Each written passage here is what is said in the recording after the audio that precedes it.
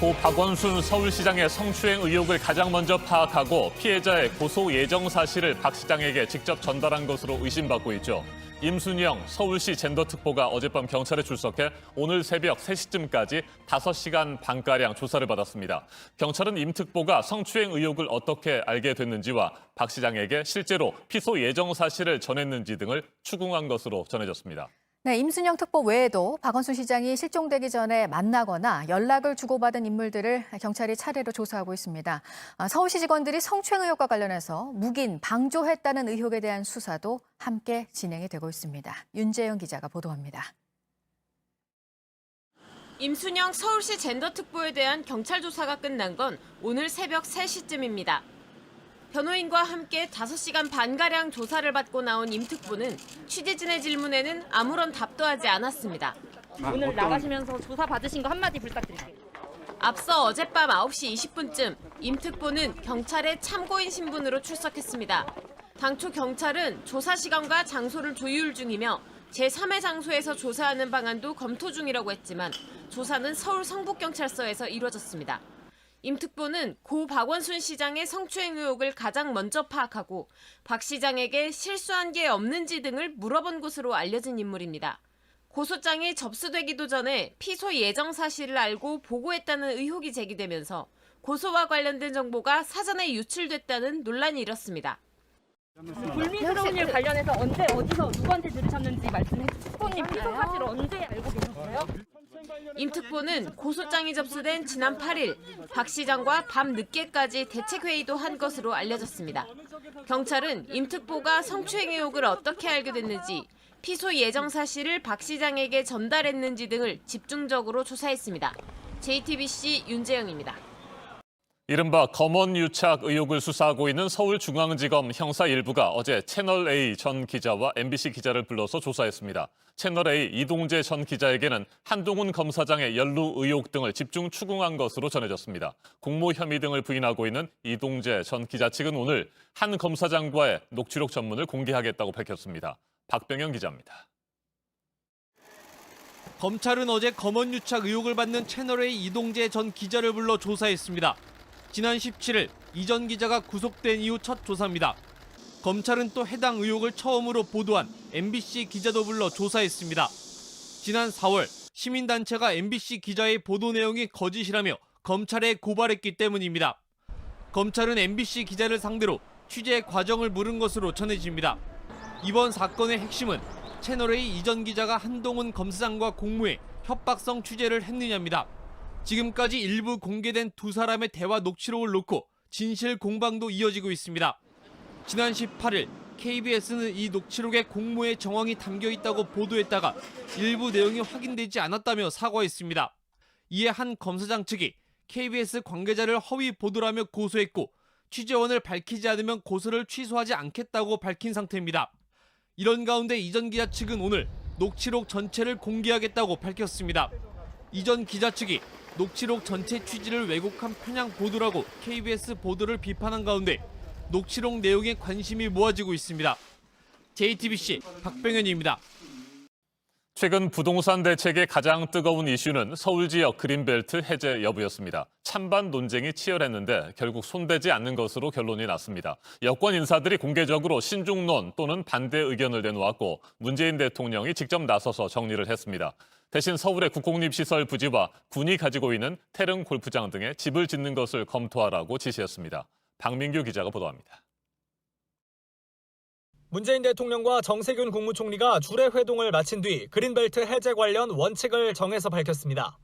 미래 세대를 위한다는 본래 취지에 맞춰 그린벨트는 해제하지 않고 보존하기로 결정했다는 겁니다. 대신 대통령과 총리는 주택 공급을 늘리기 위한 다른 원칙도 함께 정해 내놨습니다.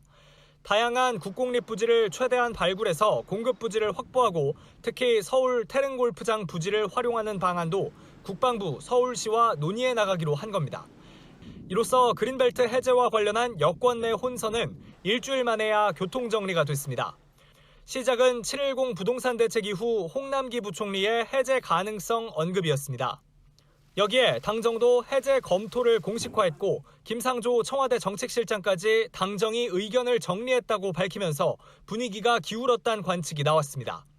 하지만 그 이후 정세균 총리, 추미애 법무장관, 그리고 이낙연 의원과 이재명 경기지사 등 여권 인사들이 공개적으로 신중론 또는 반대 의견을 내놨습니다.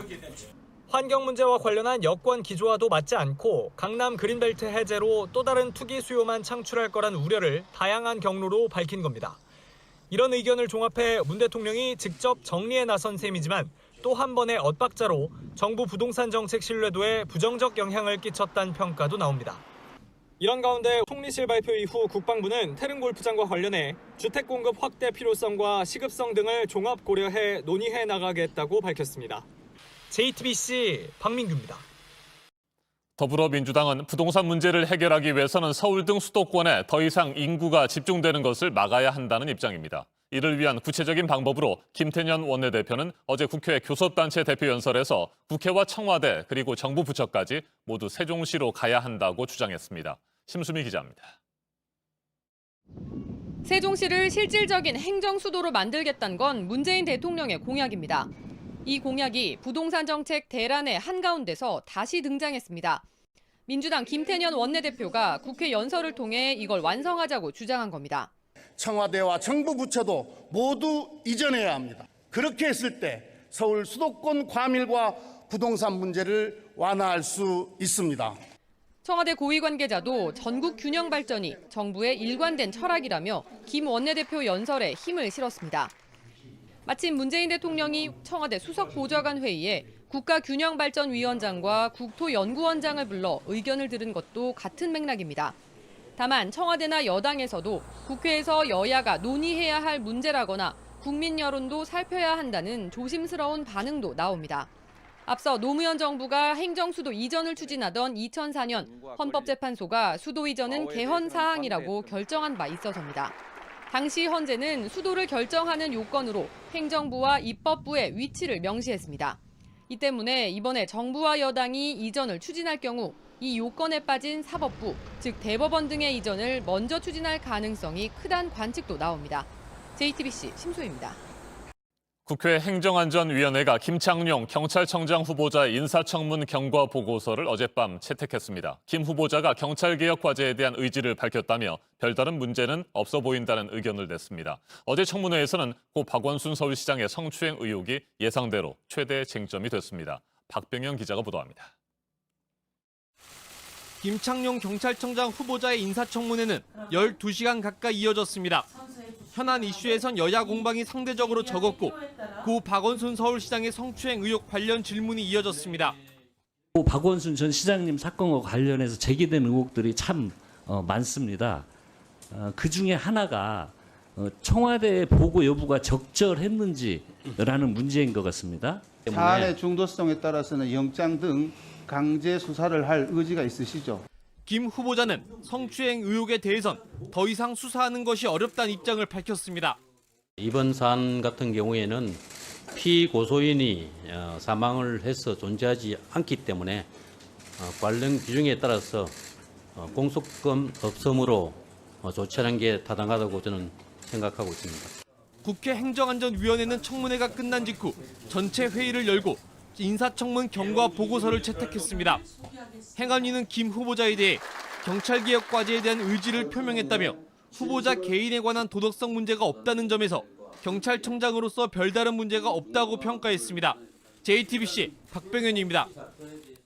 도널드 트럼프 미국 대통령이 코로나19 재확산으로 비판과 반발 여론이 고조되자 2달 만에 1일 브리핑을 재개하기로 했습니다. 최근 미국의 전국 단위 여론조사 5개의 결과를 종합해보면 트럼프 대통령은 바이든 전 부통령에게 12%포인트 두 자릿수 격차로 뒤지고 있습니다.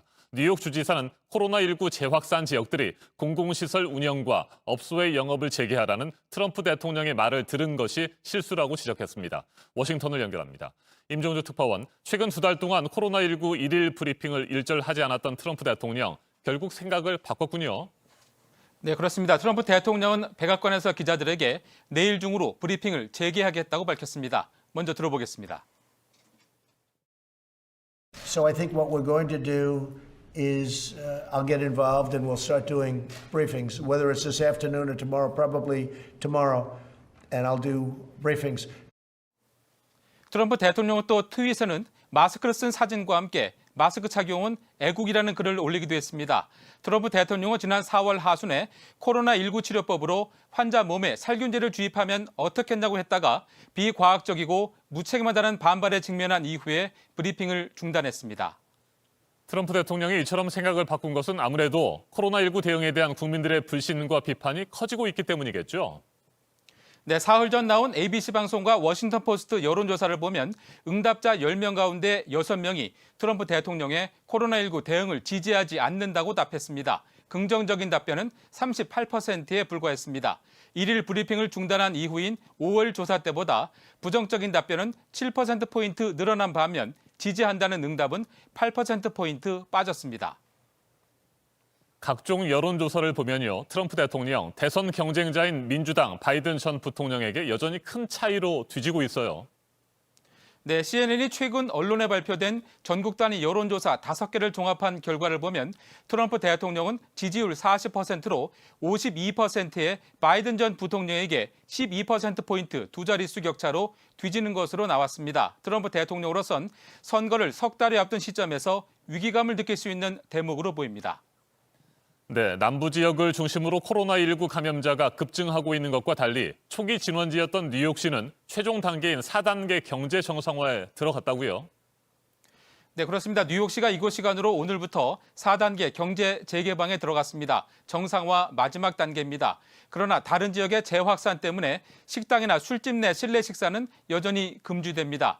박물관이나 헬스, 영화관도 영업을 재개할 수 없어서 반쪽 개방이 됐습니다. 쿠오모 뉴욕 주지사는 트럼프 대통령과 해당 지역을 싸잡아 비판했습니다. 직접 들어보겠습니다. We have people coming here just for the purpose of fleeing the virus in their state, which is exactly what happened to these other states. Their mistake was they listened to the president. 네, 끝으로 한 가지만 더 살펴보죠. 수도 워싱턴 DC 한복판에서 총격 사건이 발생했습니까?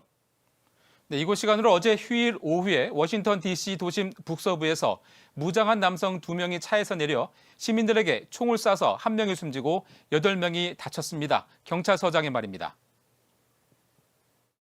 Two of the males were armed with long guns. One was armed with a pistol, and they opened up fire on a group that was in the block.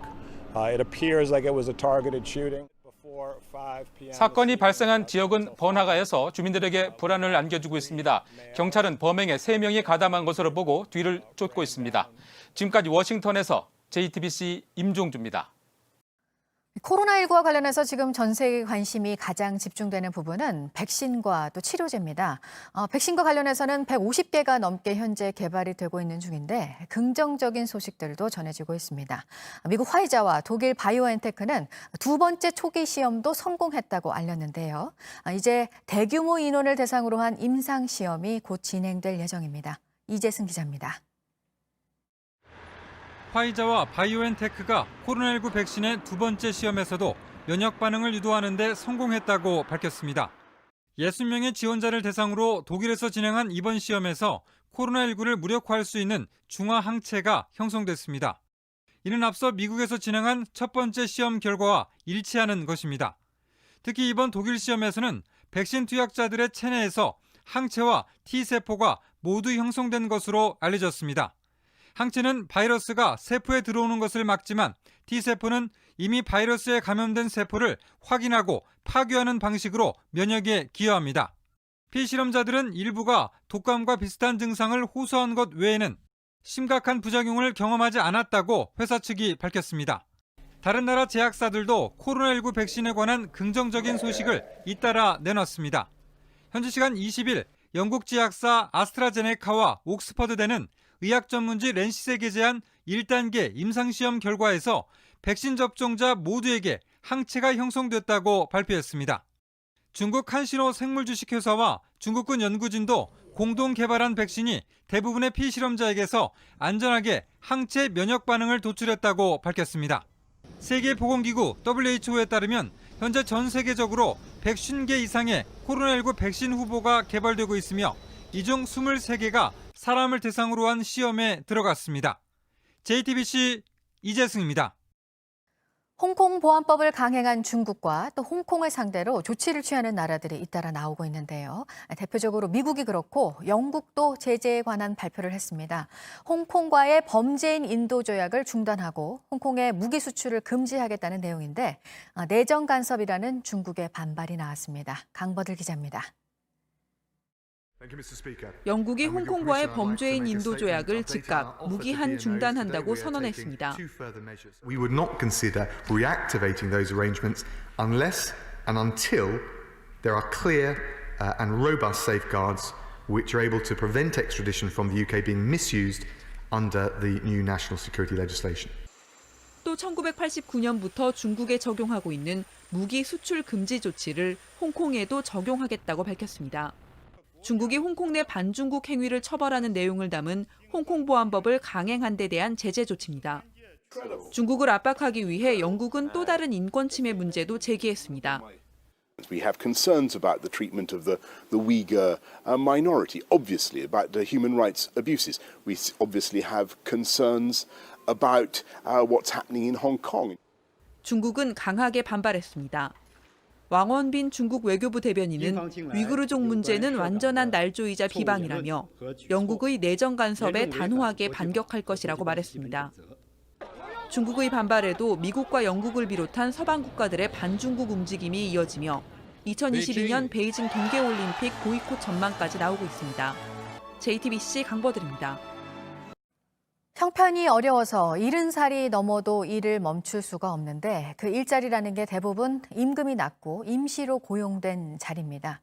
우리 주변에서 노인 노동자들이 지금 어떤 모습으로 일을 하고 있는지 취재했습니다. 강희연 기자입니다. 올해 76살인 할아버지는 매일 폐지를 줍습니다.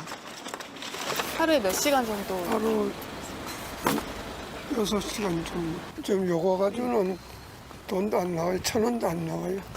한 2, 3천 원 나올 거예요. 하루에 2, 3천 원. 부지런히 모아도 폐지값은 갈수록 떨어지고 있습니다. 이젠 힘도 붙입니다. 처음에 할 때는 70kg였는데 이거 하면서 처음에 15kg가 빠졌어요. 한 바퀴 돌고 나면 집으로 돌아와 잠시 숨을 고릅니다. 사신 지는 얼마나 되셨어요? 2008년도에 여기 이사 와가지고 2008년도 8월부터 곰팡이를 뒤덮인 작은 방은 할아버지의 유일한 휴식처입니다. 4년 전까진 택시를 몰았습니다. 운전하다가 사고가 크게 났어요. 회사에서 쫓겨날까 봐 병원을 가고 싶어도 못 갔었어요. 근데 결국은 그만두라고 그러더라고요. 다른 일을 찾아봤지만 할 수 있는 건 폐지 줍는 일뿐이었습니다. 기초연금 30만 원과 구청에서 소개해준 노인 일자리 임금을 합하면 한 달 수입은 65만 원 정도입니다. 월세와 약값을 빼고 나면 남는 건 많지 않습니다. 이만한 것도 참 감사한 거죠. 제가 살아가는데. 생계가 어려운 노인에게 일자리는 절실합니다. 우리나라 65세 이상 인구 중 취업자 수는 281만 명이 넘습니다. 전체 65세 이상의 3분의 1이 넘는 수치입니다. 이 숫자는 올해 들어 점점 증가하고 있습니다. 그렇다면 이들은 어디서 어떤 일을 하고 있을까요? 지난해 말 60세 이상 임금 노동자의 약 71%는 비정규직인 것으로 나타났습니다. 대다수가 저임금 임시직에 몰려있는 겁니다. 이런 일자리마저 잃을까 갑질에 당해도 일하다 다쳐도 숨죽여야 하는 노동자들의 이야기를 들어봤습니다. 그 개인 사업을 하다가 다른 어떤 꿈을 가지고 가다가 이제 주저앉았어요. 그렇게 시작한 아파트 경비일이 올해로 5년째입니다. 힘든 일도 많았습니다. 폭언 비슷하게 이렇게 하는 분들이 간간히 있어요. 간간히가 우리를 너무 힘들게 해요. 그렇다고 일을 그만둘 수는 없었습니다. 그러니까 비번 날 여기를 몇 번 불려나온 적이 있어요. 그것도 생일날 무조건 예수님이 돼야 되는 거야. 난 죽고 싶더라고요. 이 아파트에선 지난달 80대 경비원들의 계약이 해지됐습니다. 힘들진 않으세요? 아무래도 힘들긴 그래도 어떻게 해야지. 남은 경비원 대다수도 고령입니다. 나이 들어갖고 어디 갈 수 없으니까 뭐라고 그래도 있는 거죠. 띡하고 나가고 자기는 손해지. 올해 81살 배주환 할아버지는 4년간 학교 경비로 일했습니다.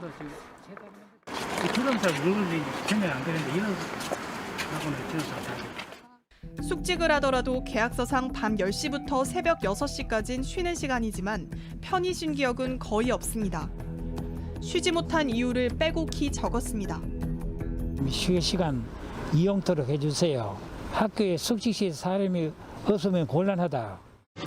대상포진과 불면증 등 없던 병이 생기고 일하다 다치기도 했지만 일자리를 잃을까 봐 숨겼습니다.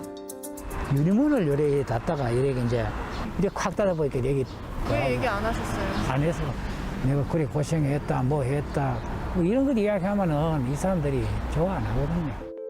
지난 2016년부터 3년간 60세 이상 산재 신청 건수는 매년 증가했습니다. 실제 다쳐도 감추는 경우가 있어 그 숫자는 더 많을 걸로 보입니다. 생애 마지막까지 일을 하다가 보내게 되는 이런 사회가 도래된 것 같아요. 대폭 늘리는 게 가장 필요하고 그다음에 노후 연금 체계를 좀 이렇게 다층적으로 좀. 우리나라는 2026년 65세 이상 인구가 전체의 20% 이상을 차지하는 초고령 사회에 진입합니다. 나이 80 넘었는데 일은 할 수는 있죠. 있는데 이제 뭐 할 수 있겠습니까? 누가 불러주겠습니까? JTBC 강연입니다. 네, 이 코로나 여파로 올해는 여름 휴가를 해외에서 보내기는 어렵고 그래서 요즘 국내 관광지를 많이 찾으시는데 관광객들이 몰리면 여러 가지로 긍정적인 부분도 있지만 또 코로나 감염이 크게 확산되지는 않을지 지자체는 지금 방역과 관광 속에서 고민입니다. 대표적인 곳이 제주죠. 제주에 왔다 간 서울 확진자에서 시작된 감염이 이어지고 있습니다. 보도국 연결해서 알아보겠습니다. 박지훈 기자, 확진자 한 명이 더 나왔네요. 네, 그렇습니다. 제주도는 광진구 20번 확진자의 가족 A씨와 A씨의 찹지 직원이 방문한 유흥주점에 손님으로 온 50대 B씨가 확진됐다고 어제 밝혔습니다. A씨와 찹지 직원은 지난 15일에 제주시 한라읍에 있는 호박 유흥주점에 들렸습니다. 앞서 A씨와 찻집 직원은 지난 9일부터 14일까지 제주도를 방문한 광진구 20번 확진자로부터 감염돼 확진 판정을 받은 바가 있습니다. 방역당국은 A씨와 찻집 직원의 카드 사용 내역을 추적하다가 B씨가 유흥주점의 비용을 대신 계산한 것을 확인했습니다. B씨의 감염 여부를 조사한 결과 확진된 겁니다. B씨는 제주시 애월읍에 있는 한 식당과 하나로마트, 자동차 정비소 등을 들린 걸로 알려졌습니다. 이로써 제주도에서 광진구 20번 확진자로부터 감염된 확진자는 5명이고 제주도 확진자 수는 모두 26명으로 늘었습니다. 네, 그리고 오늘 새벽에 경북 구미에서 있었던 일인데 한 공장 근처에서 유해 화학 물질이 새는 사고가 있었습니다. 피해 상황이 지금 어떤가요? 네, 오늘 새벽 1시 50분쯤에 경북 구미시 공단동에서 일어났던 일인데요. 반도체 제조업체 KS의 구미 공장 근처에 유해 화학 물질 트리클로르실란이 유출된 것입니다. 이 사고로 7명이 부상을 입어서 병원에 후송됐고 그러나 생명에 지장은 없는 것으로 알려졌습니다. 트리클로르실란은 염화수소 냄새가 나는 무색 액체로서 흡입하게 되면 호흡곤란과 두통, 어지러움증이 발생할 수가 있습니다.